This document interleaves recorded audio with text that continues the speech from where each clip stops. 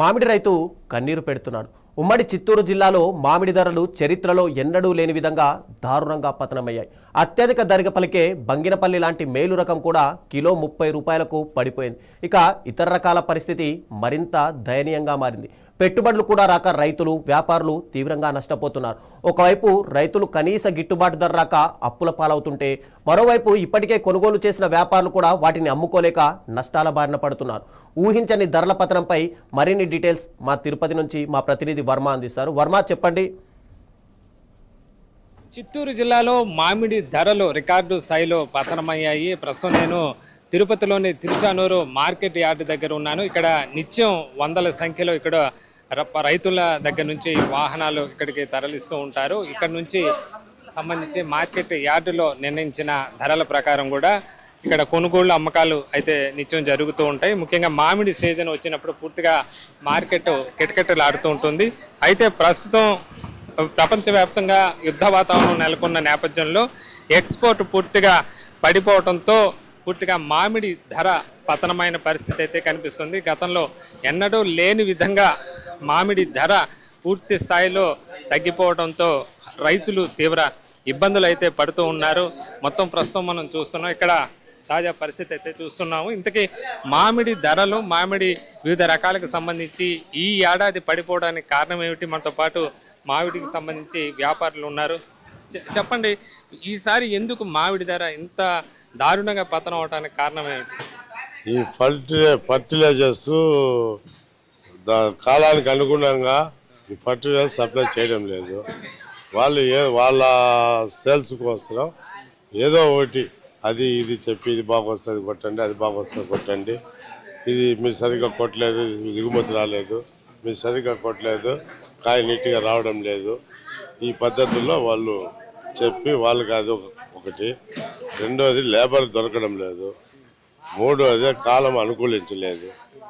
నాలుగోది వచ్చేసి ఈ గల్ఫ్ దేశం స్ట్రైకు ఎంతో అందో జపాన్కు ఎక్స్పోర్ట్ ఉండింది 40-45%, అది కూడా పూర్తిగా నిలిపేశారు. నుంచి వెళ్ళే మామిడి చిత్తూరు జిల్లా నుంచి ఎక్కువగా ఏ దేశాలకు వెళ్తుంది?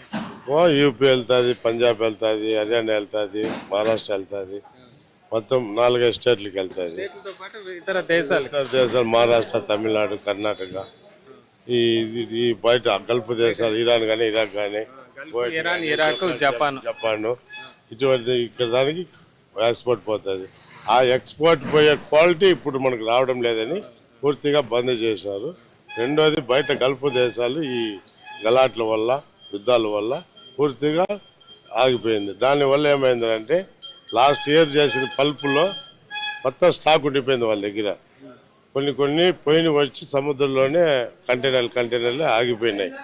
అది పోలేదు, ఆ డబ్బు వీళ్ళకి రాలేదు. వీళ్ళు వచ్చి రైతుకు ముందుండి కాయ పోయిండి మా ఫ్యాక్టరీకి దాండి పోండి అని కంప్లీట్గా పోసేసినారు. అది 1-2 ఫ్యాక్టరీలు ఉంటే 4 రూపాయల నుంచి 6 రూపాయలు తోత తీసుకుంటున్నారు. అది దానికైతే కమిషన్ లేదు, కూలీ లేదు. చెప్పేది అక్కడ బయట జ్యూస్ ఫ్యాక్టరీకి సంబంధించి జ్యూస్ ఫ్యాక్టరీలు అయితే కంప్లీట్గా వాళ్ళు తీసుకోవడం లేదు.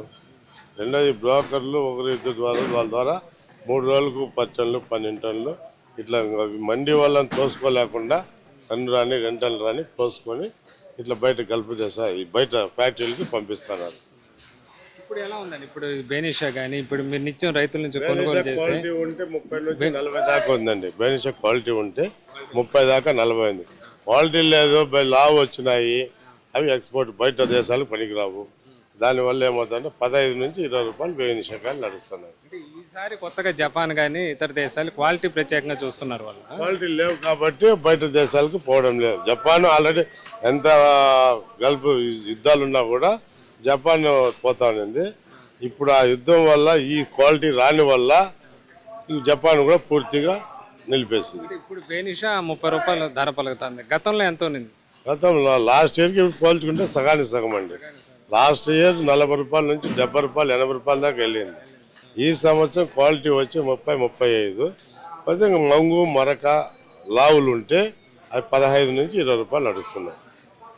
ఈసారి ఉత్పత్తి ఎలా ఉందండి గతంతో పోలిస్తే? ఉత్పత్తి అయితే 65% ఉత్పత్తి ఉంది. దాన్ని సేల్ చేసేదానికి అవకాశం లేకుండా కొన్ని అక్కడక్కడే వదిలేయడము, తోటలలోనే వదిలేయడము. ఇంకొక ట్రాక్టర్ రావాలంటే 4,500 బాడీగా, 4,500 ఖర్చులు వస్తాయి బాగా కూలీలు. వాళ్ళకి మళ్ళీ టిఫిన్ కానీ వాళ్ళు లేట్ అయితే భోజనాలు కానీ మొత్తం 11,000 12,000 వస్తుంది. ఈ ట్రాక్టర్ అంతా అమ్మితే 16,000 అమ్మదు. ఈ 4,000 3,000 రూపాయలకి తెచ్చి ఇక్కడ అప్పులు వేసేసి తీసుకోవాలంటే అది 3 నెలలు 4 నెలలు పడుతుంది. ఇవి వచ్చే ఇంట్రెస్ట్ దానికి సరిపోతుంది. ఇక్కడ పరిస్థితి చెప్తే ఇక్కడ ఉండే తాజా పరిస్థితి అయితే వ్యాపారస్తులు వివరిస్తున్న పరిస్థితి ఉంది. ముఖ్యంగా విదేశాలకు ఎక్కువగా గల్ఫ్ కానీ, ఇరాన్, ఇరాక్ కానీ, ముఖ్యంగా జపాన్ కానీ ఇలాంటి దేశాలకు ఇక్కడ ఉన్న మేలు రకం మామిడి పండ్లు ఎగుమతి అవుతూ ఉంటాయి. అయితే ఈసారి యుద్ధ ప్రభావం నేపథ్యంలో చాలా వరకు ఎక్స్పోర్ట్ ఆగిపోయిన పరిస్థితి అయితే ఉంది.